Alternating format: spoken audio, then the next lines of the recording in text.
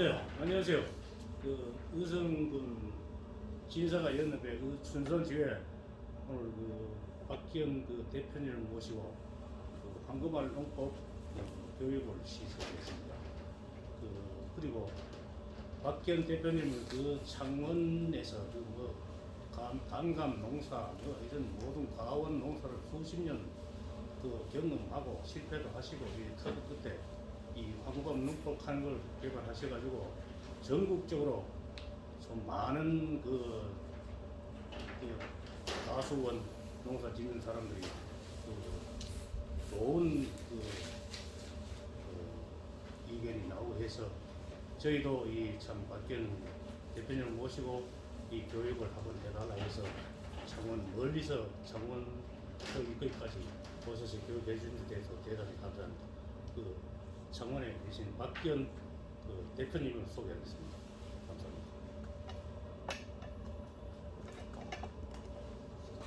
네, 반갑습니다. 황금알 농법 대표 박기현입니다. 반갑습니다. 그러면 제가 해봐도 되겠습니까 이제? 네. 이렇게 현수막까지도 또 준비해 주시고 우리 여러분들께 또 많은 정보를 알려드리겠습니다. 저를 이렇게 초대하면서 제가 뭐 돈 받고 하는 일은 물론 아니지만은 그래도 이 농업의 하나의 산업을 발전되기 위한 거기 때문에 이렇게 환영해 주신 것에 대해서 대단히 감사합니다. 그리고 이제 요 현수막을 내리고 우리가 필요한 우리 지역의 과수, 작물 사과, 복숭아, 자두 다양하게 우리 영천 지역에는 작물이 있습니다. 이 작물들을 앞으로는 잘 키울 수 있도록 방법을 제가 알려드리도록 하겠습니다.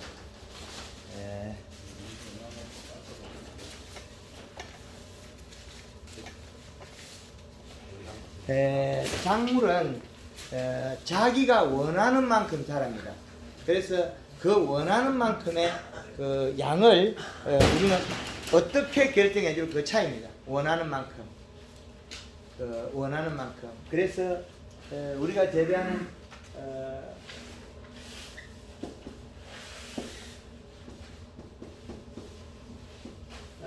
물론 영천 사과를 하지만은 우리가 간간히 이웃들이 하는 복숭아 자두에도 약간 강의 중에 곁들이도록 하겠습니다. 패턴이 같기 때문에 달라지는 게 없습니다.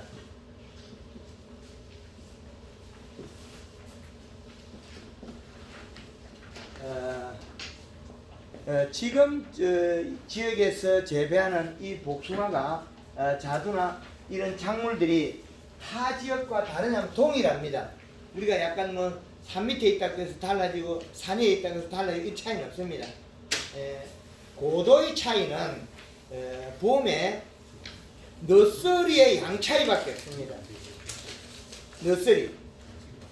이제 너스리의 양의 차이 나기 때문에 그거는 우리가 대체할 수 있는 방법이 저기 뒤에 설탕 한 파레트 있죠.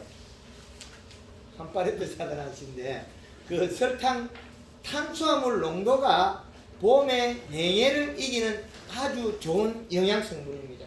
탄수화물이. 그거는 가을에 단풍이 들어야 제일 좋은 건데 단풍이 안 들고도 하는 방법은 우리가 설탕을 대체하는 겁니다.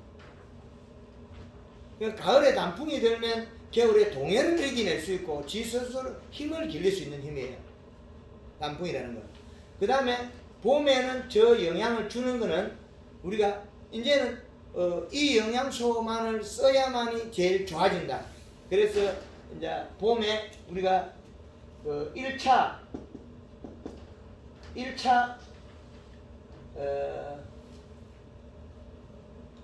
목매시비 이 목매시비는 어떻게 하느냐 그 차이겠죠. 양 차이. 영양 공급은 양 차이인데 이때 설탕이 꽃이 피거나 벌어지거나 눈이 나오기 전에 목물에서 뜰고 나오기 전이거든요. 그게 좀 그 뜰고 나오는 시기보다도 빨리 약 15일에서 20일 전에 1차는 약 그 눈이 나오기 전,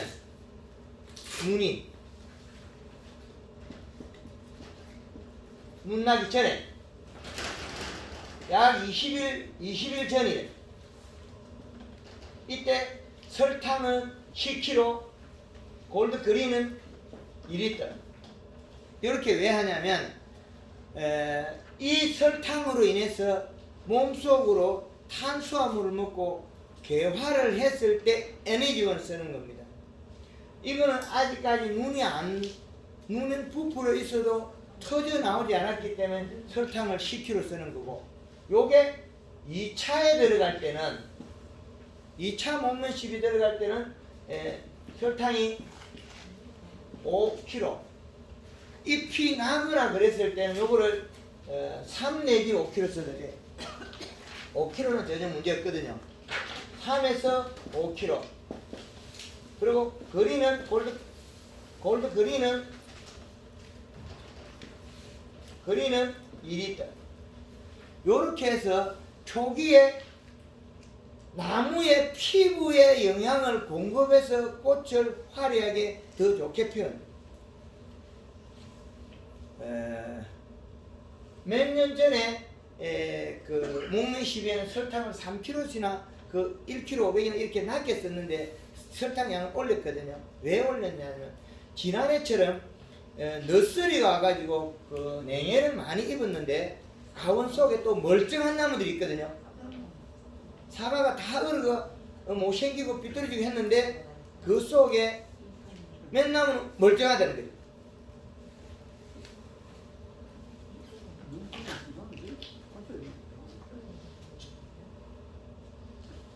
앞에 저 영천 춘산으로. 예?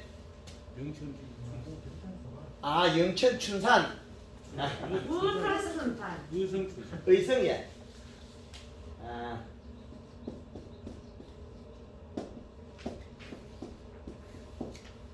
제가 하도 내일 갈 자리를 갖다가 오늘 갈 자리를 바꿔놨어요. 예. 아이고, 죄송합니다, 이거는. 지금, 우리가 지금, 1차에 목매 시비는 그 농도가 좀 설탕이 더 먹어도 괜찮고요.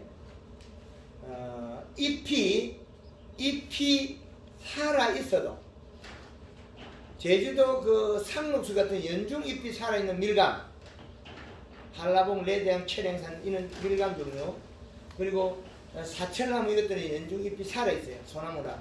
근데 우리가 낙엽 가수기 때문에 전년도에 단풍이 들어서 잎이 떨어져 버린다는 거예요. 얼어서 떨어지건 단풍이 떨어지건 두 가지는 달라요.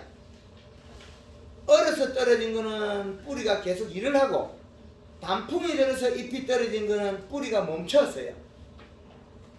이건 아주 중요한 일이에요. 감사비료를 주면 좋기도 하고 나쁘기도 해요.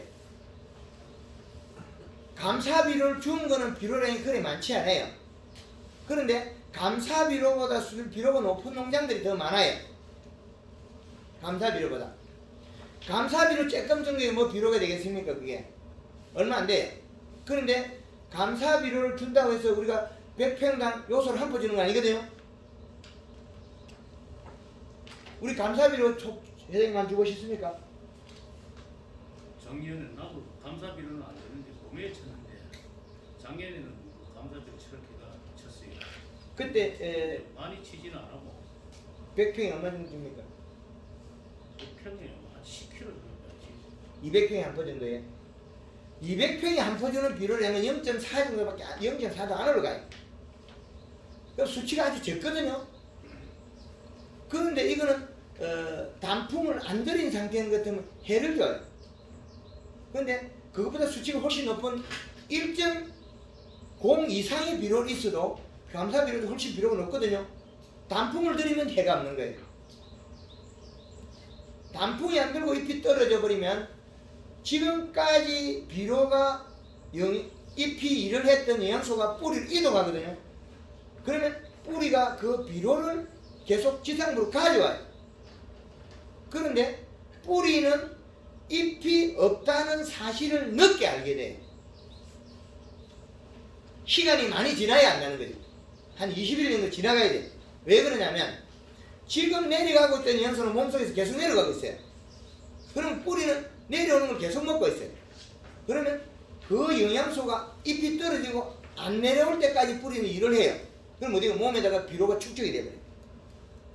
그래서 단풍을 들이라는 거예요. 보통 보면 그 엊그저께 청송에 비료가 20cm, 30cm, 40cm 1몇 나오거든요. 그러면 그 농장의 비료 안에도 비료가 높아요. 농장주께서는 나무가 얼어 죽는 걸 잘 몰라요. 제가 가르쳐줬죠. 얼어 죽는다고. 감사 비료가 안 죽어도 단풍을 들이도 되는데 그 비료 이상이 있어도 단풍만 들이면 장이 안 져요. 그런데 단풍을 안 들이고 감사 비료 주는 것은 그 완전 독약이죠. 이게 아주 그 바뀝니다. 이게 순서가. 단풍을 들이면 감사 비료 주는 것도 먹고 소화를 시키고 뿌리가 정질했으니까 괜찮고, 그리고 그 비료는 뿌리가 멈추고 나면 비료 땅에 있어도 아무 화재나 장애를 안 줘요. 단풍이 안 들고 얼어서 떨어진 잎이 영양이 내려가서 비료를 빨고 오는 거죠. 그런 소화가 되지 않은 비료예요.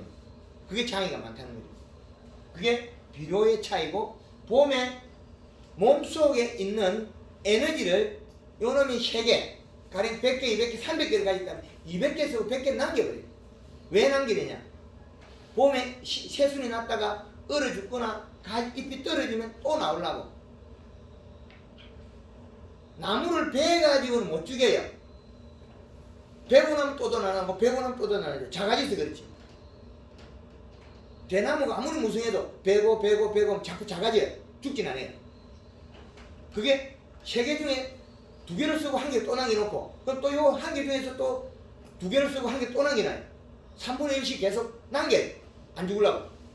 요게 자기네들 DNA 유전 법칙에 살아있는 에너지. 근데 겨울에 얼어서 껍질이 말라버리면, 새순이 나서 잎에 있는 영양소가 뿌리를 못 가면 굶어서 죽을 때는 잔뿌리부터 다 죽어버려요. 우리가 언덕가에 있는 나무들 갖다가 어떻게 죽입니까? 나무로 껍질 잘 벗겨버려요. 그럼 어떻게 됩니까? 아카시아 나무도 저 먼데 있는 뿌리까지 착착 다 죽어버려요. 아카시아 나무 구멍을 뚫고 건사미를 죽이나 껍질을 홀랑 벗기고 죽이나 똑같습니다. 굶어서 죽으니까. 근데 아카시아가 이게 순이 나는 거 있잖아요. 이건 안 죽어요. 여기에서 숨을 영양 이동하니까. 일반 나무들이 뿌리에서 순이 안 돋은 나무는 껍질을 벗기면 다 죽고, 우리 사과나무들이 봄에 잎이 나서 꽃이 피고 나서 멀쩡했다가 팩 죽는 나무들은 겨울에 얼어서 껍질이 상인 거예요. 잎에 있는 영양소가 뿌리를 도달을 못한 거예요. 우리가 지금 몸매 시비하는 거는 뿌리에서 일을 하고 피부에서 일을 하고 몸속에서 일을 하는 걸 인위적으로 공급시키기가 이 에너지를, 이 영양소를 일을 하라는 거예요. 그럼 꽃이 크게 피고 수정이 잘 되고 냉해를 막아낸다. 요 말은 작년에 그래 추워도 사과밭에 멀쩡한 나무가 있다는 거죠. 그 말은 그 나무는 전년도에 단풍이 잘 들어서 몸속에 탄수화물, 설탕물이 높다는 그 증거입니다. 이제 요 부분 설명됐죠. 그리고 이제 이렇게 되면 또다시 우리가 봄 되면 새순이 수정 이파리가 사과가 열고 복숭아가 잎이 나고 자두가 나와서 잎이 100원짜리 동전맛 하면 100원짜리 동전맛 해지면 그때는 연매시비 되는 연매시비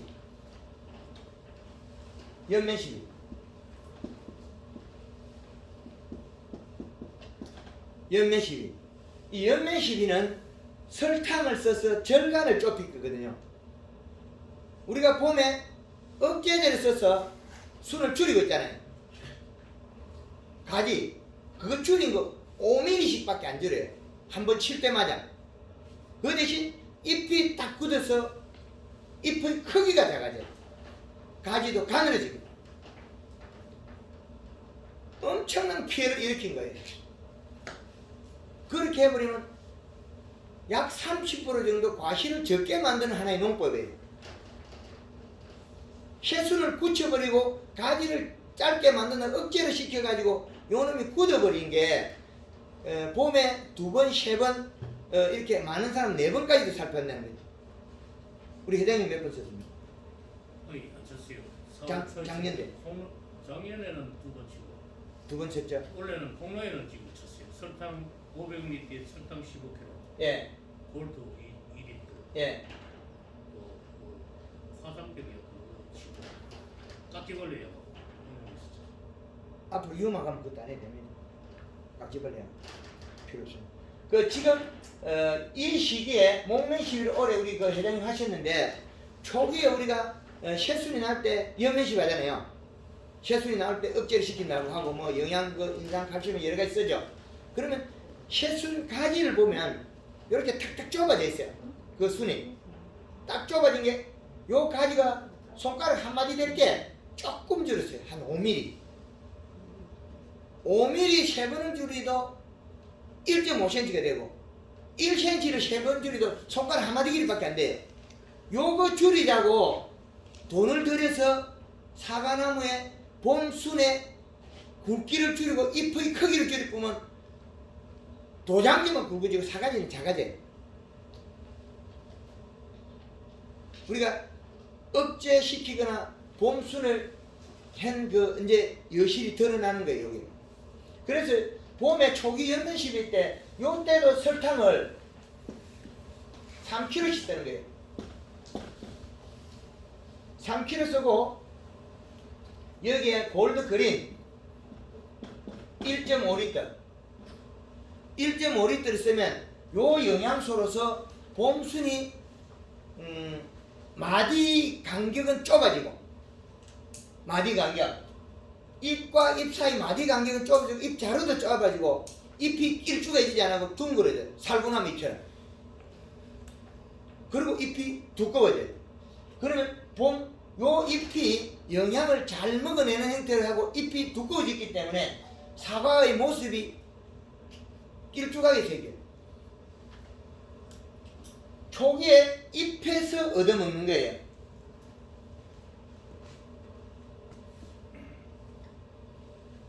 이 과대지에서 우리가 사과가 달려서 이렇게 된다면 여기에 과촉력들의 크기라든지 요 잎의 새순의 잎의 크기에 따라서 좋아지는데 우리는 요 열매가 열고 난 다음에 순이 나갈 때 5cm 이상 나갈 때 여기서가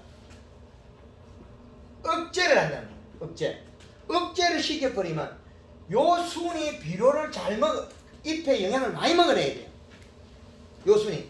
근데 요 순을 줄여버렸으니까 요 사이가 5mm밖에 안 줄더라는 거예요. 많이 줄여도 1cm 이하 줄여요. 우리 억제시킨 게. 그럼 요 놈이 줄을 정도인 것처럼 잎이 굳혀가지고 작아져 버렸어요. 호박 이파리 이만히 커야 호박 큰 거 따오는데 호박 이파리 요만한 거 호박 이만한 거 못 따오죠. 사과 이파리 커야 사과 좋은 거 따요. 그런데 줄일 수 있는 건 뭐를 줄일 수 있느냐? 우리는 잎의 기름기를 줄이면 돼요. 마늘도 길이를 줄여주거든요. 요 마디를. 잎도 줄여주고. 그러면 괜찮은데 마늘도 햇볕을 안 보면 이게 길어져요. 저희 사무실에서 마늘을 농가에서 가져와서 배우고 갈 때 강의 듣고 갈 때 가져오거든요. 그 마늘을 사무실에 두고 햇볕을 안 보면 이 이파리 70cm 커버려요. 이렇게 커요. 쭉 늘어져요. 그럼 우리가 이 잎이 컸다고 좋으냐? 좋은 거 없어요. 잎이 이렇게 일주하게 된 잎도 있죠. 사과 이파리. 이 별로예요. 면적만 늘어지 크게 일을 하는 셰프의 양하고는 무관할 수도 있어요. 그래서 요 잎의 크기를 줄이는 거는 저 설탕으로 줄여요. 3kg. 설탕 3kg에 골드 그린 1.5리터를 넣고 1.5리터를 넣고 쓰면 요게 영양이 되고 요는 줄여지고 그리고 요 순이 나가서 5cm, 10cm 가면 요 영양을 몇 번 먹고 나면 여기 새카맣게 진해져요. 진녹색으로 바뀌어요. 그때는 염화가리를 여기다가 1kg에서 3kg까지 늘려나가요. 가을까지. 제일 많이 쓰는 게 염화가리예요. 왜 많이 쓰겠습니까? 잎이 두꺼워지고 색이 진하면 염화가리스가 색만 노래지면 사과는 잘 익어요. 잎이 가을에 칼슘을 지금 딱딱하거든요. 요 색하면 거 있죠? 요건 잎이 얇아서 지 아무리 좋은 걸 쳐도 안 익어요. 요걸 이렇게 펴야 돼요. 사과밭에 가면 잎이 요렇게 된 거죠? 잎이 딱 선 거, 이 오므려진 거. 그거는 영양이 없어서 사과가 안 커요. 그게 앞으로 비료량하고도 관계 있고, 우리가 어떤 물질이 있어가 굳히는 것도 관계 있어요. 그래서 봄에는 봄순을 잘 자라게 해줘야 된다. 근데 잘 자라게 한다고 해서 얘가 이만큼 커지나? 절대 없어요. 요 가지에 있는 영양만큼 밖에 안 길어져요. 특별히 안 길어지는데 이거를 우리는 잘못 응용하고 있다는 거예요. 활용하고 있어요. 그래서 봄순이 나왔을 때 목매시비래가 요 꽃에다가 도와주고 수정력을 좋게 해주면 얘가 사과가 둥글고 예쁜 게 나와요. 그리고 요 순이 나올 때 약 5cm까지는 목매시비에 의해서 에너지가 따라와요. 따라오더라도 우리는 또 영양을 먹이고 있어요. 왜? 요 순과 잎을 크기를 만들어줘야만이 안쪽에 있는 도장지 나는 기보다 요거보다 먼저 키워야 되거든요. 도장지 나기 이전에 이 봄순을 키우지 않으면 우리는 꽝이. 도장지만 자꾸 크는 거지 사과는 쬐딴만 게 도장지 이딴만 게 나와요. 도장지는 돈이 아니잖아요. 도장지 나기 전에 요 순을 잎을 두텁고 가지를 굳게 만들었을 때만이 껍질이 두꺼워서 이쪽으로 오는 관이 연결되는 거예요. 그런데 봄에 여기다 억제를 시켜버리면 어떻게 되겠습니까? 작아져가지고 가늘어져 버려요. 그러면 사과는 쬐끄만한데 봄에 봄비가 와가지고 잎에 영소가 뿌리를 갖다가 돌아올 때 어디로 갔습니까? 도장지 뚫고 나가버려요. 도장지가 크다고 해서 사과 대가 나오는 게 아니에요. 그 도장지도 또 종류가 달라요. 도장지가 비료가 많은 거는 마디가 좁고 잎이 펴져 있습니다. 도장지도 잎이 쪼무러진 게 있어요. 잎이 이렇게 쫑긋쫑긋 선 게 있어요. 그 비료가 없는 거예요. 사과는 비료를 많이 먹어야 됩니다. 다비성 작물은 아닌데 비료는 적정량, 양을 가지고 있어야 사과가 대가가 되는 거지. 비료를 안 주면 사과가 자꾸 작아지고 색이 안 나고 잎이 오므려져요. 잎이 펴져 있는 상태라면 영양제를 치는 게 아니고 염화가리만 쓰면 돼요.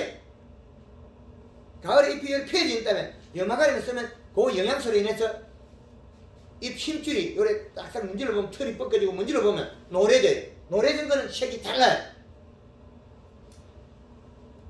영양을 쓰는 거는 연면시비에 영양을 인위적으로 주는 거는 사과의 품질을 향상시키고 더 좋게 하기 위한 목적이에요. 황금을 놓고 하라는 건 가을에 쪼개냈을 때 사과가 뽀예요. 영양소의 질 차이. 그래서 무엇보다 중요한 거는 이 뿌리에 있는 비료가 제일 중요하다. 1.0이란 이시가 필요하다. 이 양.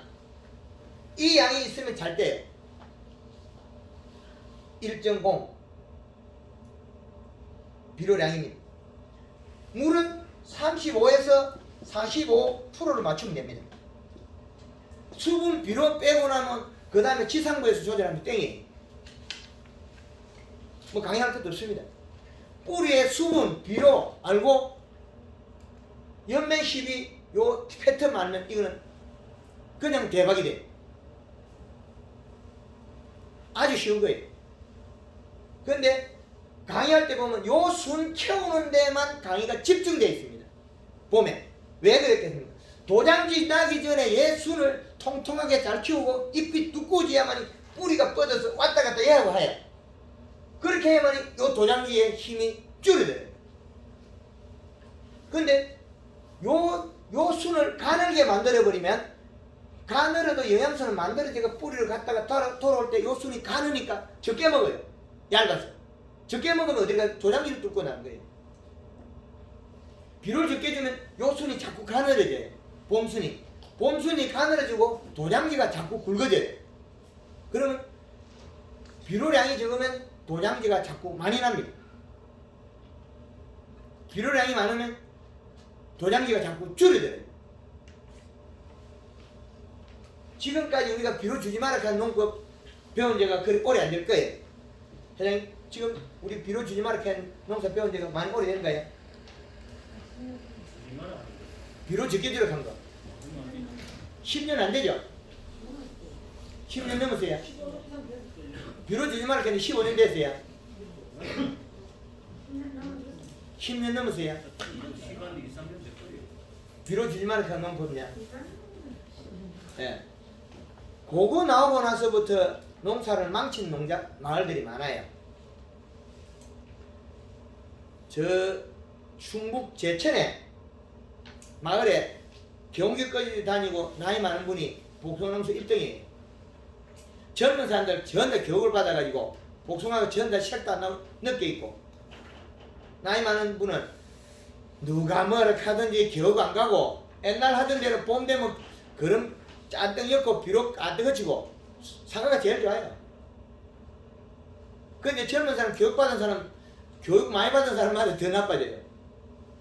또 그 마을에 비료 주지 마라 하는 뭐 어느 분이 저 산에 산대, 그분이 교육을 더 시켜가지고 마을에 더 농사를 망쳐버렸어요. 사과를 얼어내려도 눈이 썰이가 오도 못 따. 색이 안 나니까. 비료량이 이 시가 일정 공에 준하는 것 같으면 가을에 썰이 오기 전에 다 익게 돼 있어요. 100%. 비료량이 그리 중요합니다. 우리가 봄순을 키워서 가을에 맞추자는 거거든요. 그러면 요 기름기는 왜 만들어지냐? 요 순이 봄에 너스리가 오면 여기 굳어버려요. 딱딱하게. 그러면 여기 동농 생기다 그래요. 껍질이 터실터실하게 되죠. 그거는 요게 얼어서 터실터실하게 된 거지 다른 원인이 없어요. 동농은. 그리고 요 잎을 봄순이 나왔을 때 한번 얼어버리면, 살짝 얼어버리면 사과도 거칠거칠 배 껍질처럼 되고 안 자라요. 그래서 고도가 높은 자리에 있는 가수원들이 종방향이 길다 소리가 봄에 너스리가 안 온다. 너스리가 안 오면 요 잎의 크기가 잘 큰다는 거예요. 엊그저께 그 사과 농장에서 청송에서 아래쪽에 억제를 시켰는데 사과까지 저 위쪽에 있죠.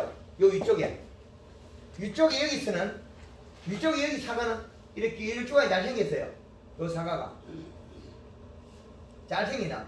아래쪽 선들은 저는 사과 납작납작해요. 이렇게 납작납작해요. 요건 왜 그랬겠습니까? 억제를 적게 맞으면 요거는 사과 길어요. 아래쪽 사과는 납작납작해요. SS 우리가 약치는 게 노즐이 하단부에 많이 날아가요. 하단부에 그 옆면 12양이 많이 날아가기 때문에 억제가 많이 되고 있다. 요게. 그래서 우리가 봄에 억제를 시키는 거는 많이 안 좋다. 그래서 억제되는 단위가 높은 제재들은 좀 안 쓰는 게 좋습니다. 예. 우리가 봄에 그 옆면 시비를 하더라도 영양을 쓰더라도 옆면 시비 영양은 억제로 시키면 한 가운에서 사과를 따보면 달라요. 하단부에 SS가 많이 날아갑니다. 풍량도 많고 위에보다. 그래서 하단부에서 장에 일어나는 요인들이 많아요. 유막 코팅 피해도 하단부에 일어나고, 너무 강하게 치거나 차가 늦게 갔을 때 유막 코팅도 빨리 가야 되는데, 그리고 억제제를 시켰을 때도 하단부에가 피해가 일어나요. 옆면십의 농도가 시도 하단부에 피해가 일어나요. 너무 강하게 흡수된다는 거예요. 농도가 높거나 양에 의해서. 근데 상부의 사과는 긴 게 나왔는데 하단부에서는 납작이 나왔거든요. 그러면 요 하단부에 잎을 줄여가지고 사과가 모양을 요렇게 돼버렸기 때문에 요 옆면십이 억제시킨 영양 때문에 생산량이 30% 감소를 해버려요. 봄순에 영양을 줘서 길게 요렇게 키워야 되는데 봄순을 억제로 시킨 게 의해서 사과가 길이 잘라져서 30% 감소를 했다. 이제 이해됩니까? 우리가 봄에는 좋게 도와줘야 됩니다. 좋게 도와줘야 됩니다. 억제로 시키기까지 나쁘게 하는 건 안 좋다는 거죠. 그래서 연면 시비는 정말 좋은 건데 봄에는 도와주는 쪽으로 해야 된다. 그게 설탕을 써서 요 길이만 좁혀주고 햇볕 역할도 하고 요게 식물이 만든 게 에너지가 사탕수수가 만든 게 탄수화물이에요. 광합성에서 아주 좋은 거예요. 이게 요 잎이 만들어도 결국에 탄수화물 만들고 있어요. 설탕. 사과 잎이 만든 것도 역시 마찬가지. 이 에너지를 뿌리에 전달할 뿐이에요. 요 에너지를 자기네들이 뭐 다 바꿨어요. 얘들은 영양을 바꿨을 뿐이에요. 탄수화물을 만들어야 되거든요. 근데 그 영양을 줘버리면 힘이 좋아져서 잎이 두꺼워져서 비가 와도 크고 완전히 안 펴져요. 연면 시비를 왜 자주 해라 그러냐면 여기 있던 영양소가 비가 하루만 흠뻑 버려도 다 크고 펴져 버려요. 펴져 가지고 햇볕 이틀만 보면 뭐라 그랬습니까? 영양이 없다. 이제는 얘는 햇빛 보고 이래야 되는 딱 굳어버려요. 그럼 요 잎의 크기에 얘가 길이가 바뀌어요. 그래서 봄순에 잎을 키우라는 거예요. 키우되 설탕을 줘서 전체를 약간 줄이는 거예요. 길이를 줄이고 마디를 줄이면 제일 최고예요. 그래서 봄에 연면 시비는 골드 그린 두 번에 내나 요 방법을 하고 설탕 한 번. 그런데 해순이 약간 길어졌을 때 내가 약간 도장을 억제를 해야 되겠다. 요 길이를 좁혀야 되겠다. 그때부터 설탕을 섞으면 돼요. 염화가리 섞으면 어떻게 되냐면 잎이 색이 연해져요. 연해진다는 소리는 과실이 빨리 커요. 과실이. 잎이 연해지면 과실이 빨리 큽니다. 그래서 잎을 연하게 만든 약간 두텁고 연하게. 두텁고 연하게는 봄부터 가을까지가 꼭 따라갑니다. 그래야만 숫기도 빨라지고 품질이 좋아집니다.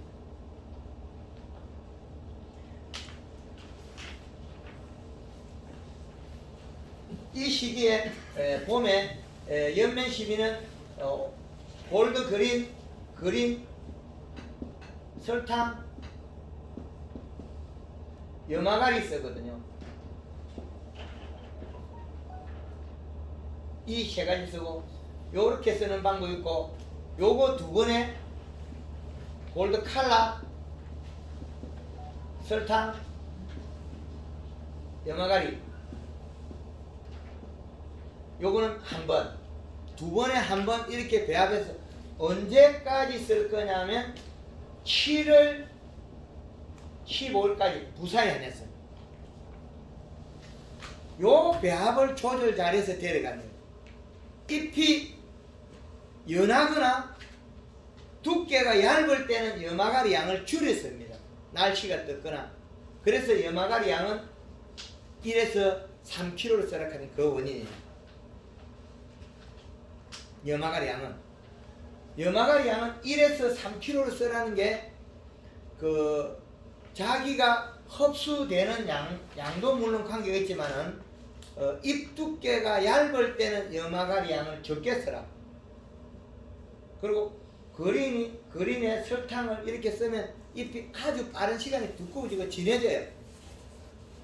그리고 잎이 두껍고 진해지가 컸을 때 그 두께만큼 비나 자기 함수량에 의해서 뿌리로 영향이 내려가면서 피부를 복원시켜요. 피부를.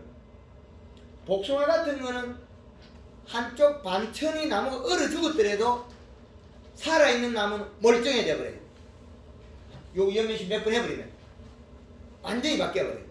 얼어 죽었던 나무도 벌떡 깨어나요. 그리고 나무가 전년도에 좀 힘이 없고 좀 베리베리한 나무 그것도 요거 몇 번 연면식 하면 다 살아. 원래대로 복구돼요. 근데 요 횟수를 얼마나 자주 할 거냐에 따라서 과실 크기를 내가 마음대로 바꿀 수 있는 거예요. 착과량이 많은 거하고는 크게 조금 차이는 물론 하지만은 요 연면식 횟수에 따라서 과가 엄청나게 커버려요. 과의 크기. 그래서 초기 연면 시비가 하늘 땅만큼 중요하다. 이걸 갖다가 우리는 억제하는 방법을 썼으니까 우리가 사과 생산량 감소하고 도장지는 많이 나서 이런 늘어나 버렸죠. 도장지가 영향을 먹어버리면 봄순으로 영향이 적게 오게 돼 있어요. 나무의 습성상 햇볕이 많고 지금 자라는 쪽으로 많이 영향을 줘요.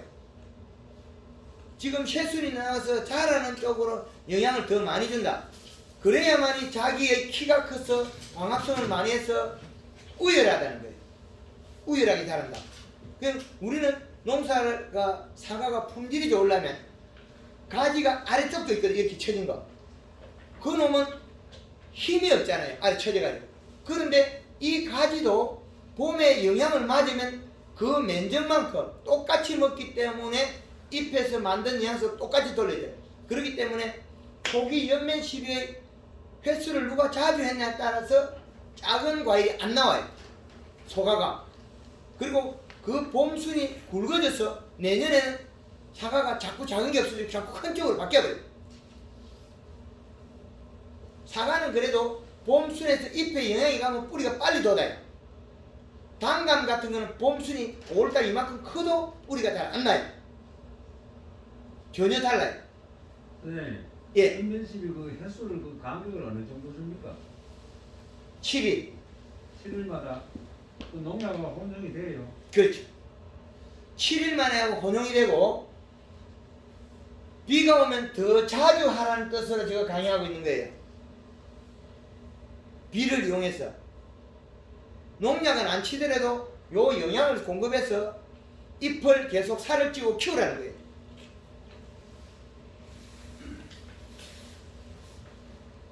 비가 오면 요 비에 의해서 잎이 빨리 자라버리거든. 어제처럼 비가 어느 정도 뭐 한나절 이상 하루 종일 오버리면 이 잎은 이 비에 의해서 다 커버려요. 그러면 다음 에너지가 어디 있냐는 거거든요.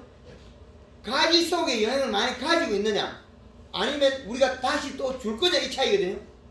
비가 올 때 비 전에도 영향을 줄 수가 있고 비 후에도 영향을 줄 수 있다는 거예요. 이건 목적이 뭐냐면 내가 여기보다 한 4일 전에 영향을 쳤단 말이에요. 그런데 한 3일 지났단 말이에요. 내일 비가 오기 때문에 오늘 여기 3일째 됐단 말이에요. 요날 쳤으니까. 그럼 내일 비가 오기 때문에 전에 먹었던 영양소는 이동을 해 있어요. 전에 먹은 영양소 이동하고 양이 줄었단 말이에요. 내일 비가 오기 때문에 오늘 전에 영향을 치고 비를 맞으면 배가 돼요. 그런데 비를 맞고 영양이 잎이 남아 있어야 된다. 목적은 비를 맞고 다 커버리면 우리가 삐딱밭에 좀 질다 땅이. 그런 땅에는 한 이틀 동안 에세스 못 가가 연면시비 안 하면 잎이 다 펴져 버려요. 펴지고 난 다음에 연면시비 하면 엄마 이렇게 쪼그러져요. 어째 더 커보려고. 어릴 때 잎은 살이 찐 건 오물이 있습니다. 잎 두께가 얇아지면 펴져요. 이렇게 다 펴지고 비가 흠뻑 와서 봄비가 하루 종일 와버리면 잎이 다자리 펴져요. 그래서 봄에는 새순이 자라고 있을 때는 비가 맞아도 약간 오물이 있어야 된다. 영양이 남아있어야 된다. 크고도. 그래야만 영양분가 또 약간 오물이 나야 된다. 그래야만 더 커진다. 잎의 면적을 확보하기 위한 영양 공급이에요. 잎에. 비료 주면 되지 않냐. 비료를 뿌리가 어릴 때 안 먹어요. 잎에서 영양이 내려갔을 때 비료가 가져올 거예요. 별개의 행동한다. 뿌리하고 잎하고. 뿌리하고 잎하고 별개의 행동한다. 단감은 5월 20일에 뿌리 나온다고 책에 써있어요. 이파리 이만큼 나와있단 말이에요. 감나무도 다 그래요. 그럼 감농사를 지어서 감을 크게 만드는 게 어렵다는 게 요 문제 때문에 그래요. 사과는 뿌리가 빨리 뻗어나오거든요. 그럼 연면시비가 조금 삶아 찌어주면 사과는 뿌리에서 빨리 비로 올라와요. 감은 5월 20일까지 잎이 한참 다 클 때까지도 뿌리에 비료를 안 가져요. 뿌리가 안 뻗어나오니까. 이 농법을 개발한 것은 단감에서 개발했기 때문에 아주 좋은 농법이에요. 최고 어려운 곳에서 농법이 개발된 거예요. 그래서 우리는 초기 이 연면 시비에 대해서 정말 많은 영향을 바꿔주면 내가 원했던 사과의 크기를 마음대로 바꿀 수 있다. 이것 때문에. 그래서 연면 시비에서 잎이 커지고 잎을 살을 째고 그때는 뿌리에서 영향이 와도 가지에서 와도 잎을 먹은 거 이 잎은 몰라요. 우리가 잎으로 영향이 잎이 새까맣게 잘 자라는 거죠. 요렇게 잎을 키웠을 때만이 잎의 영향이 7일까지는 간다는 거예요. 비를 안 맞았을 때는. 비를 맞으면 이 기간이 짧아져요.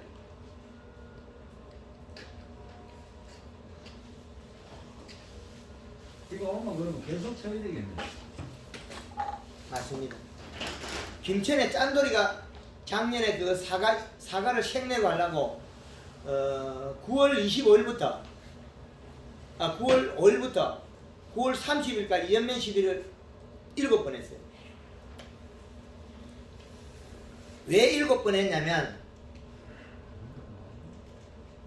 비료가 작아서 잎 두께가 얇아 안 되는 거예요.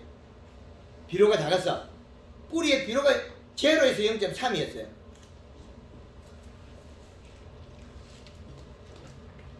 비료 수치만 맞으면 연면 시비의 수는 완전히 줄일 수 있어요. 비료 수치가 문제지 비료 수치만 맞추면 연면 시비에서는 완전히 줄일 수 있습니다.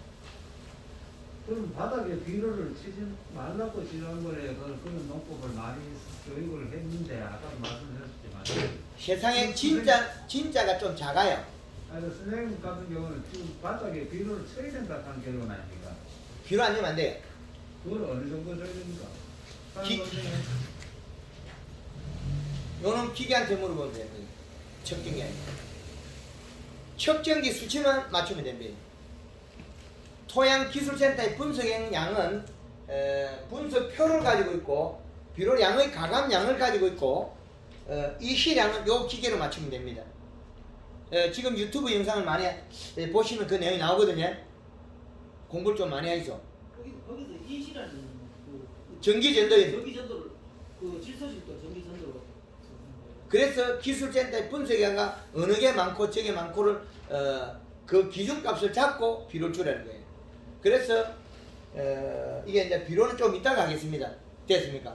비료는 좀 이따가 알려드릴 건데 비료 질소는 안 주고 미량요소하고 항산가리만 주는데 이 시가 1.0이 나오거든요. 그건 사과가 아니거든요. 잎 두께가 얇았어. 제일 좋은 게 요소가 제일 보약이에요. 질소.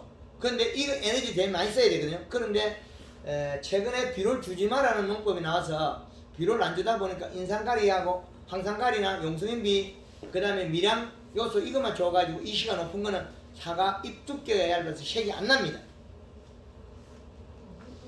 그래서 비료량은 요소가 제일 좋고 그 다음 좋은 거는 질소가 좀 많은 21-가 제일 좋아요. 그 수치가 아주 중요합니다. 좀 이따 가르쳐드릴게요. 요거부터 뻥 붙이고 우리가 7월 15일까지의 전환점을 잡아요. 7월 15일까지는 요 방법을 쓰면 됩니다. 골드 그린 부분에 골드 칼 한번 거기에다 쓰고 새순이 길어지고 잎이 진해지고 살이 찌면 염화가리를 1kg에서 3kg 섞어가고 복숭아에는 자두나 이것들은 잎 두께가 사과나 가마꽃보다 얇아요.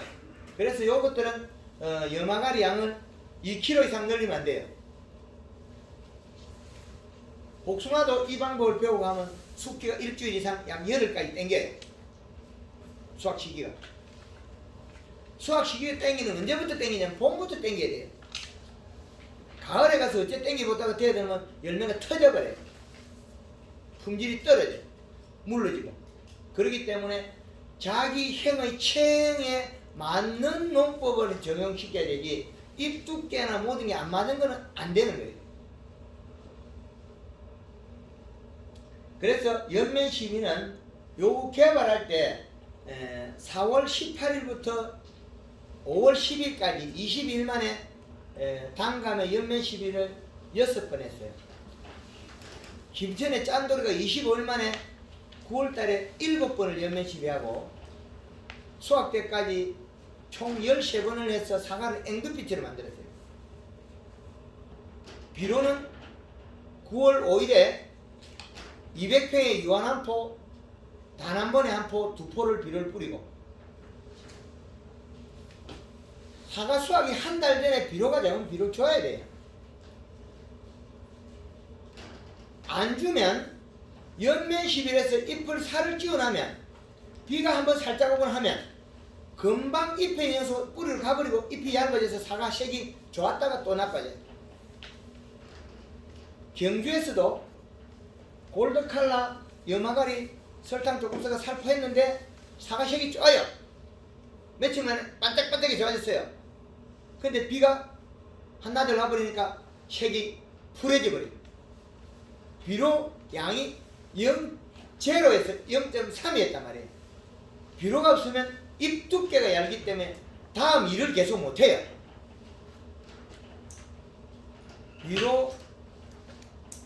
비료가 사과나무한테 제일 보약입니다.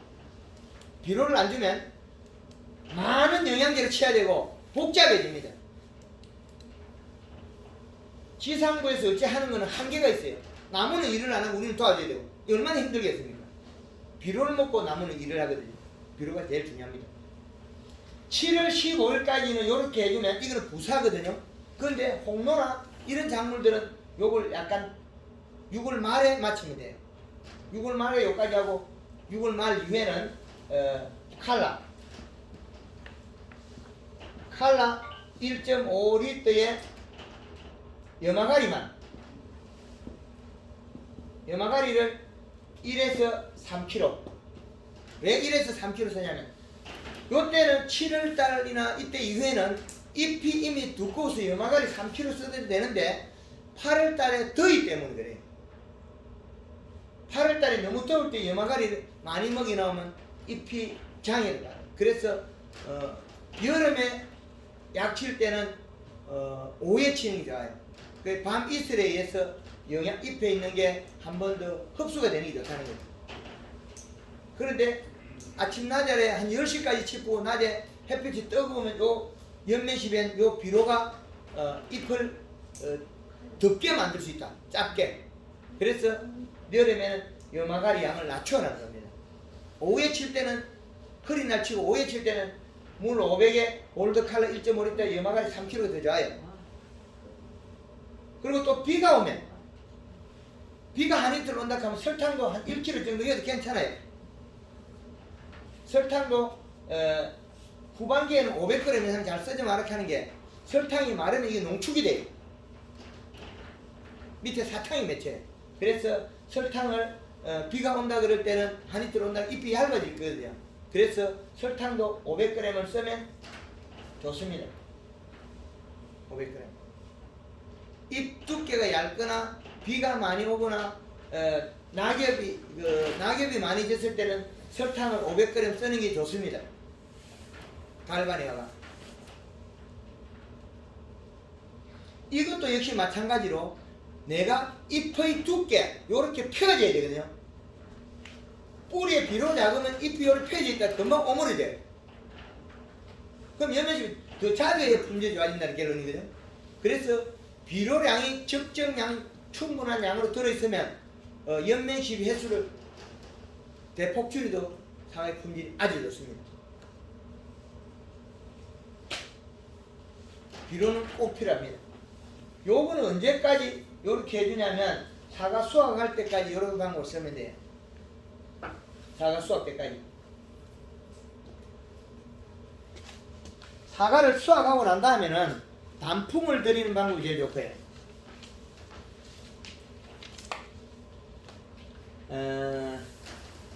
작년에 김천의 짠돌이가 저를 요청했을 때는 9월 1일에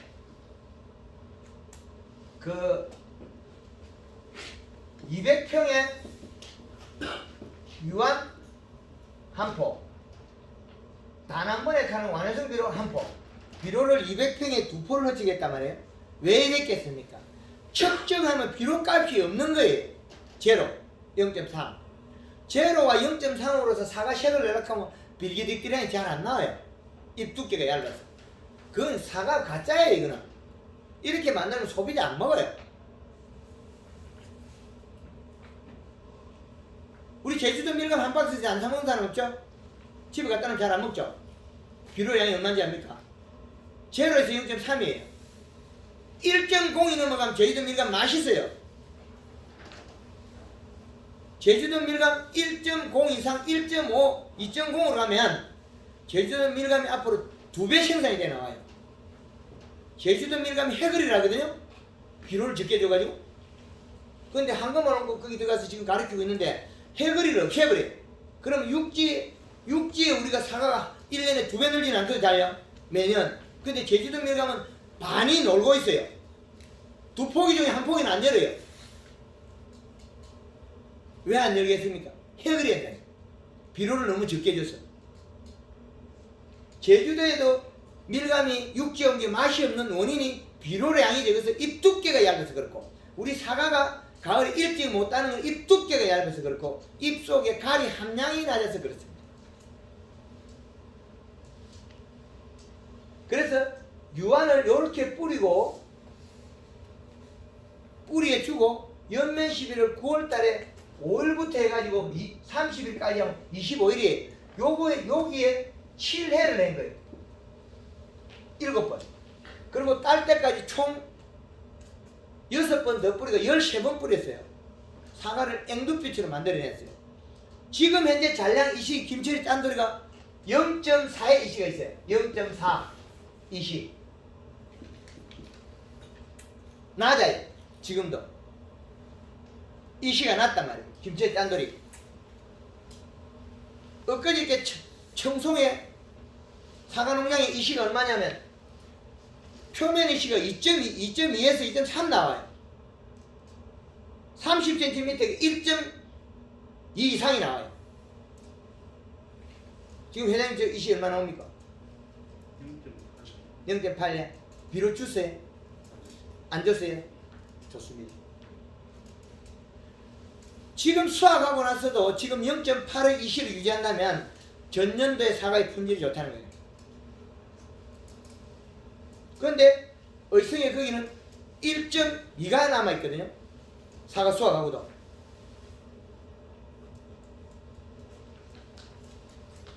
이 연면 시비로 할 수가 있는 거는 품질을 좋게 하고 도와줄 수 있는 거지 이게 전부가 될 수 있는 거 아니에요. 기본이 뿌리에 여기에 있는 이시량 1.0이란 비료량,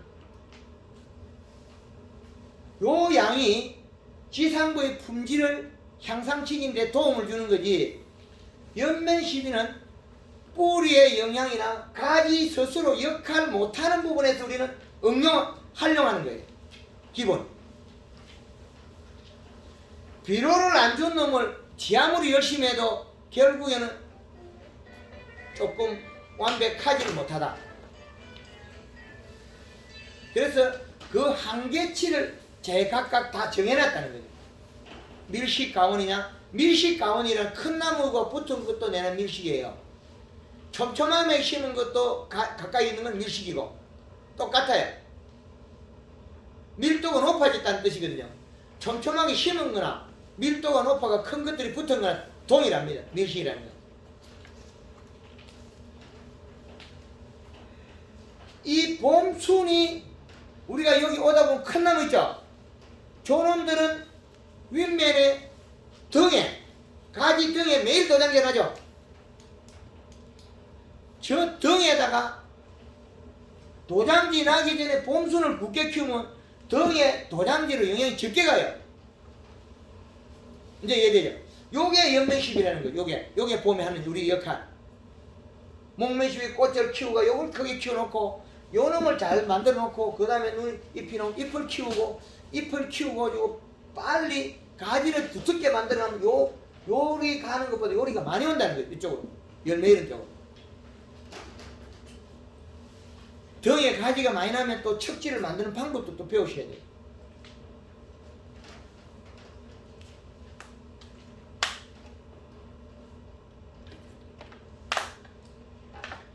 요 지금 말씀드린 게 짧게 이야기해. 요 전체가 사과 농사의 기본 골격이에요. 요 부분에 대해서 질문 있는 거 질문하고 그 다음에 단품 드리는 거하고 비교를 하겠습니다. 135년 시기는 지금 시기가 늦은 거 아닙니까? 벌어졌어요. 버려지려고. 우리 회장님 15kg 했다 그랬죠. 한 차에 두 차에 15kg면 한 차에 한 차에 물 500에 15kg에 설탕 15kg에 골드들이 2리터였고 회장님 살포했다는 거죠. 며칠 냈죠? 25년. 예. 이거는 이 봄순 이 눈이 여기서 이렇게 벌어진 거 벌어지기 전하고 되게 다르거든요. 이제 벌어져 가면 설탕 양을 조금 줄이다 가면 되는 거죠. 근데 복숭아는 아직 안 탔잖아요. 사과보다 복숭이 조금 늦게 더 요리가 있지 아직.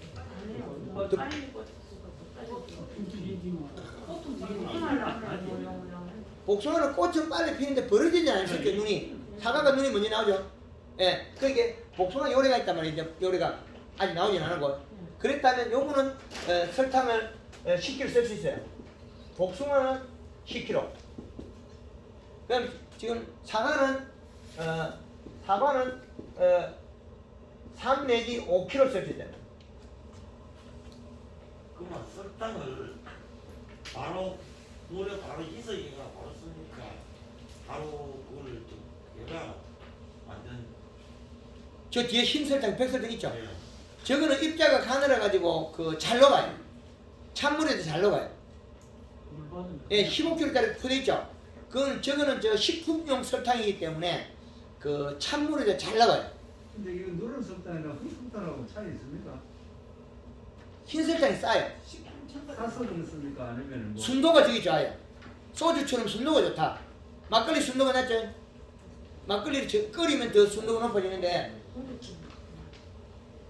근데 설탕을 일부에서는 이게 뭐 저희들이 보면 교육받고 이렇게 보면 일부에서는 설탕 자체가 단단하기 때문에 이 흡수율을 높이려면 이 발효시계가 단류를 바꿔야 된다고 이렇게 저희들이 교육도 받고 보는. 근삼이 바로 안 시켜도 근삼이 잘 맞게 잘 죽어요. 예, 근삼이에요. 근데 우리가 어지간한 거 잘 먹습니다. 간단하게 이야기해서. 그 지금 우리가 사용하는 거는 대한민국 전역에 쓰고 있는 거 일부분 우리 지역이에요. 마늘 같은 거 살포하면 키가 잘 줄어요. 요거 마디가 짝짝 작아져요. 마늘 같은 설탕 3kg 치면 키가 안 커요. 딱딱딱 붙어요. 여기 절간이. 그래서 마늘이 썰이가 올 때는 얼음이 올 때는 7.5kg 마늘 안 얼어주고요. 썰이가 오면 3kg, 썰이가 안 오면 1.5kg. 그러면은 설탕이 그 냉이 방지용으로도 가능하단 말이죠. 여기 있네. 예. 그러면은 설탕이 한 몇 도까지를 커버할 수 있을까요? 작년에 우리가 단풍이 든 나무가 우리가 냉에 다 입어도 멀쩡한 거 보셨죠? 강원에 한 나무씩 멀쩡한 나무 있잖아요. 그게 당 수치가 그리 안 높아요. 그럼 우리가 먹이는 훨씬 높다는 거죠. 당 수치가. 그래서 우리가 설탕 쓰는 게 당 수치가 훨씬 높아요. 그 대신 깊게까지는 많이 못 들어가는 단점이 있어요. 우리가 그 피부로 흡수된 게 완전하게 몸속 구석구석 다 들어가 있지 않다는 거죠. 가을에 단풍 들은 거는 거의 깊게 들어있어요. 그렇더라도 우리가 요걸 먹으면 적시에 사용하는 피부에 있다는 거예요. 봄 되면 피부가 색깔이 진해지고 푸르지고 뭐 빨개지고 표가 나거든요. 그거는 피부 광합성을 해서 에너지를 활성화가 만들고 있거든요. 에너지를. 그래서 피부 광합성을 할 때 에너지화 한다는 거예요. 요게. 그 지금 이제 가장 대두되어 있는 게요. 예. 지금 이제 인천이 벌어지려고 지금이 그 냉이로서 그죠? 꽃눈에 냉이가 지금 가장 비관한 시기란 말입니다. 예. 지금 그래서 어차피 온도에 대해 그 가발을 해준다고 가정이 없어가지고 기상 예보로 내일 모레 영하 5도까지 내려갈 소리가 있다. 예. 네? 그렇게 했을 때 저걸 처방을 언제까지 예를 들어 뭐 하루 전에 가능한 건지 이틀 전에 가능한 건지 흡수가 돼야 되니까 지금 해놓은 거는 어지간한 건 다 이겨요. 그걸 한 번 해갖고 한 번 해갖고는 그 양이 그 좀 몸속에 들어가는 양하고 좀 부족하겠죠. 예, 그래서 목매 시비를 1차, 2차를 나눠놨잖아요. 일단 있잖아 안 하는데 지금 예, 그래서 갑자기 우리가 추위가 온다고 방송을 들으면 네. 방송 듣는 순간에 설탕을 뿌려요. 예. 뭐 식물이 추위를 이기는 거는 우리 저장 창고에 사과 푸른 거는 오래 저장이 안 되죠. 썩어버리고 얼기도 잘 얼고. 단감 저장고에 당도가 높은 단감은 저장이 잘 돼요. 그러면 영하 1도를 잡아요. 영하 1도. 근데 무나 양파나 당근 같은 온도는 못 내려요. 배추하고. 그건 입속에 당이 떨어지거든요. 마늘 같은 거는 당이 32브룩스예요. 온도 낮게 잡겠죠? 3년간 보관이 되죠. 마늘은 3년까지도 저장이 된다 그래요. 당브릭스. 대추를 말랐을 때 32브룩스 나오는데 마늘은 패들 나쁘면 32브룩스 나와요. 당브릭스가 높은 게 비를 더 많이 먹어요. 참깨 기름을 만드는 게 더 비료를 많이 먹고 단위 면적당 생산이 적고 당브릭스가 낮은 것들이 생산량이 적어요. 똑같은 비료를 한 포를 먹고 감자는 마늘은 1.5kg 늘어나고